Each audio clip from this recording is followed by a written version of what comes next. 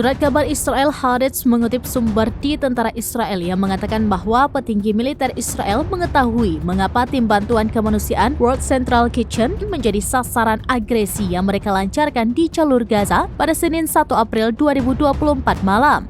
Sumber tersebut mengatakan hal ini karena perilaku komandan lapangan Israel dan bukan masalah koordinasi antara pasukan dan tim bantuan seperti yang diklaim oleh pasukan pertahanan Israel atau IDF dan Kementerian Pertahanan Israel. Kepala IDF Herzi Halevi tanpa memberikan rincian lebih lanjut pada Selasa 2 April 2024 dikutip dari AP News mengatakan itu adalah kesalahan yang terjadi setelah kesalahan identifikasi pada malam hari saat perang dalam kondisi yang sangat kompleks. Seharusnya hal itu tidak terjadi. Haaretz menjelaskan dalam laporan yang diterbitkan pada Selasa 2 April 2024 malam bahwa kurangnya disiplin para komandan lapangan Israel dan pelanggaran aturan yang mereka lakukan menyebabkan terbunuhnya 7 anggota World Central Kitchen setelah tentara Israel mengincar konvoi mobil mereka di Deir al-Balah di jalur Gaza Tengah.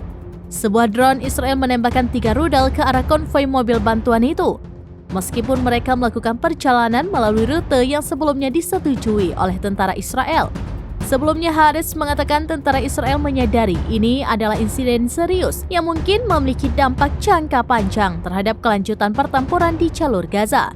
Sementara itu, Lembaga Keamanan Israel sedang bersiap untuk mengirim perwakilan ke negara-negara yang anggota tim bantuannya memiliki kewarganegaraan untuk secara pribadi menyampaikan hasil penyelidikan yang dilakukan oleh tentara Israel kepada perwakilan senior pemerintah tersebut.